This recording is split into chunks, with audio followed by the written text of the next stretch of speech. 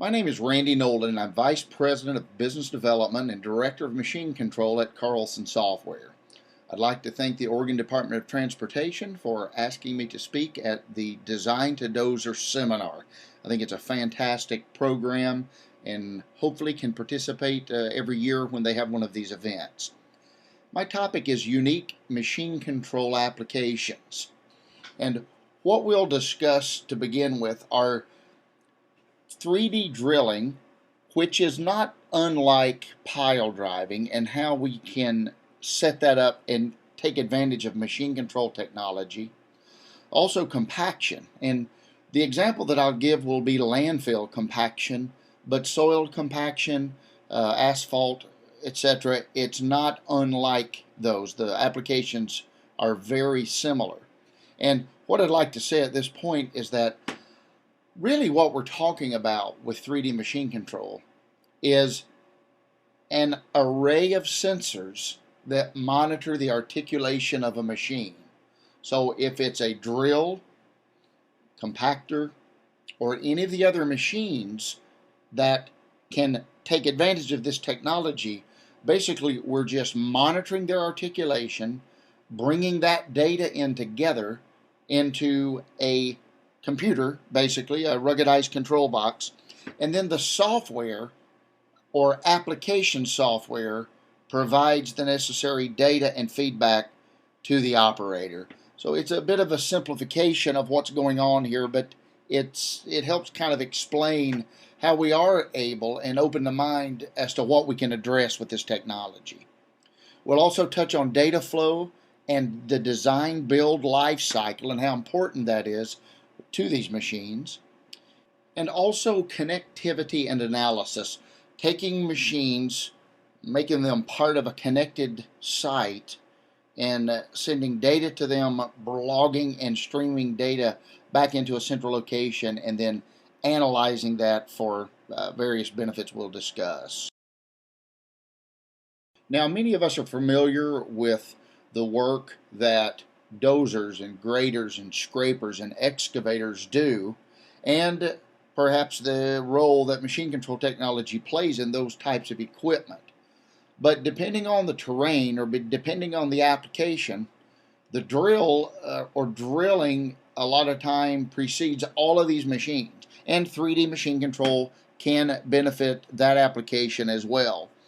For example, if I'm on a construction site with a lot of rock or I'm building a highway, the drill is used to, of course, drill blast holes per an engineer's design, so we can blast, move the rock, and come back, blast again, move the rock until we can achieve our design, and then bring in the other machines to be productive. So 3D drilling, very good candidate for machine control technology and for the blast holes.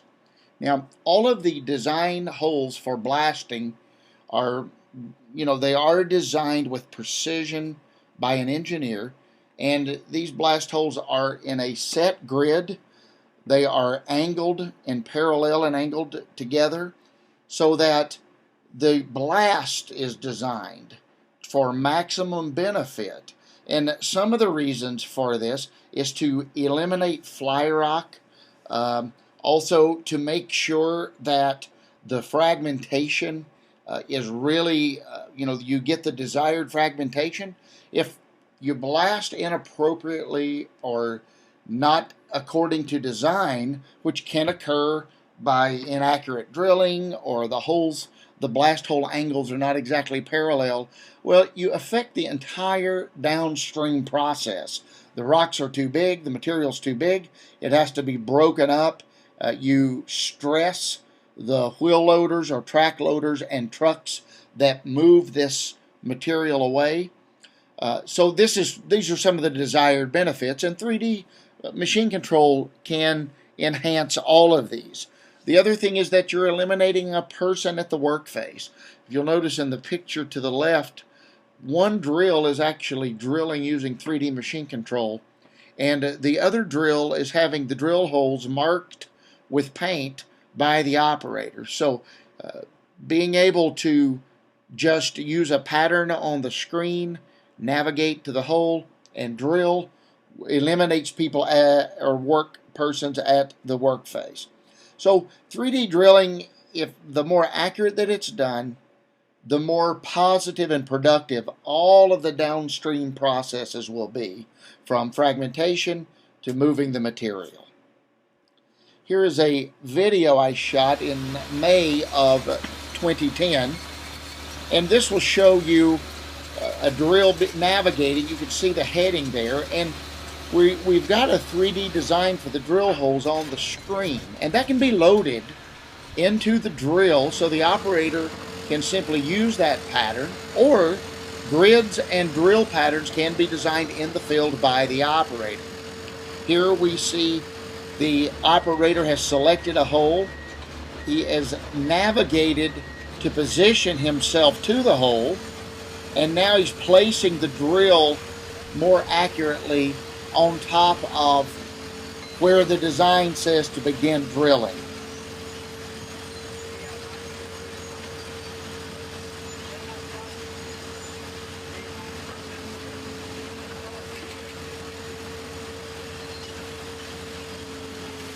Once the drill is placed, then the software can monitor the depth through with the encoders.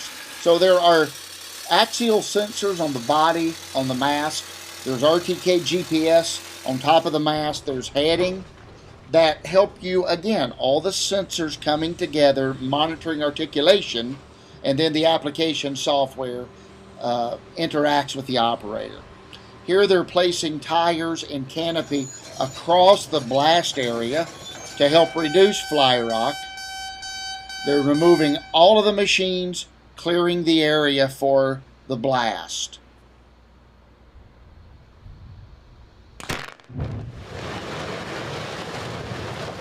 The all clear signal is given, and the machines will go in, break up if they need to, and remove this material.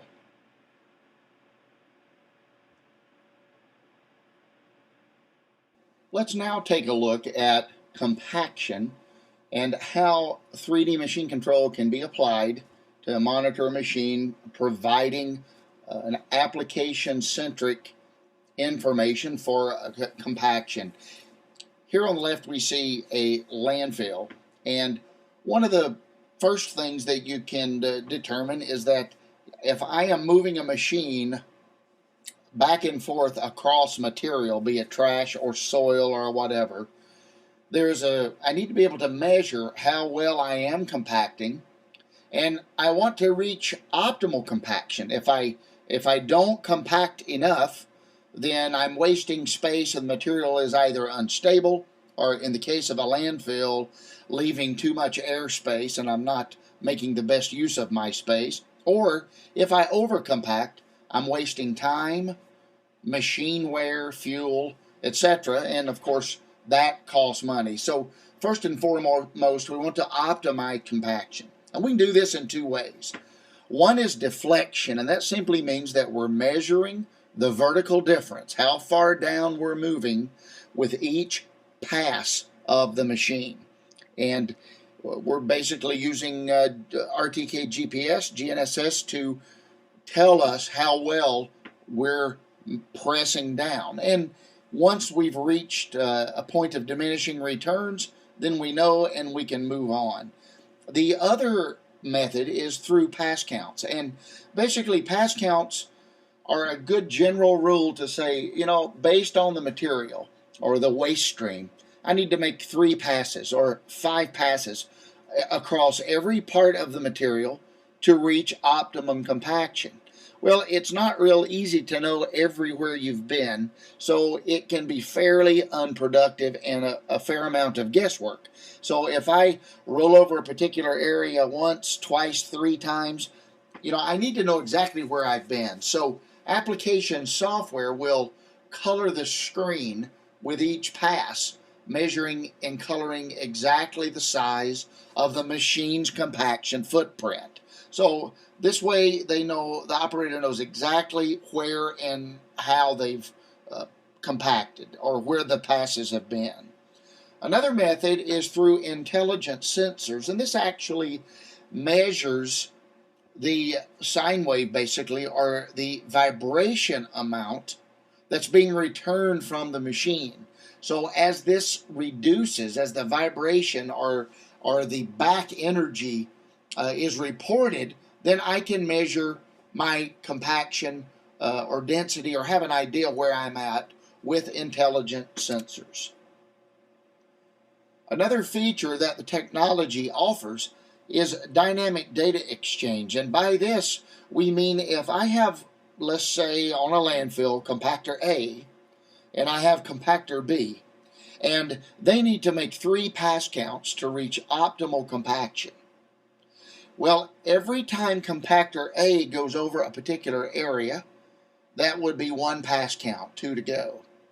But with dynamic data exchange requiring a wireless infrastructure, mesh radios for example, then this data is immediately updated in compactor B, so that if they approach exactly the same area, they will have an up-to-date pass count so that the 2 machines can productively work in tandem. The other thing that they require that machine control contributes to is managing slopes. Even in a landfill where it's trash, we need to make sure that the slopes are managed correctly and that the slopes don't fail and that the machines are not working against too steep a slope, etc. So the technology lets us know how to build a 2-to-1 slope, for example. This also helps us manage water leachate, which is contaminated water or fluid. So managing slopes is another advantage of the technology in compaction applications. GPS landfill management offers a lot of features and benefits. One is having real-time pass counts. So the operator knows how many times they've been over any area in real time. This saves fuel, this saves wear and tear on the machine, and it also saves the amount of passes and production and time it takes to reach optimum compaction. This is their compaction rate tremendously. Is that right? I think the last compaction rate we got was 18.4, something like that. Where before is down to like 13, 14%. Wow. On the rig, it'll tell you when you're too close to the other compactors. So I let you know when you're getting too close to them. You can move your screen around, you can make your touch screen. Then have a little dot, he's done one out of my side now. Tell you where the other compactors are. And they can see you as well. Right. There's one. Thickness. We change it to a 2-foot lid.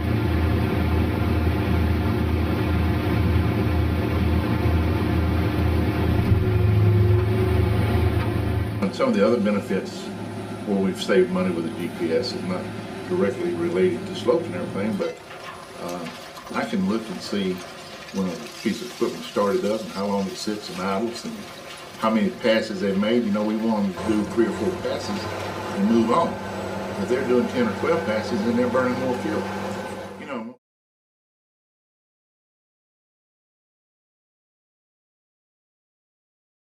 Let's discuss the design-build life cycle and the flow of data across the different phases of the design-build process.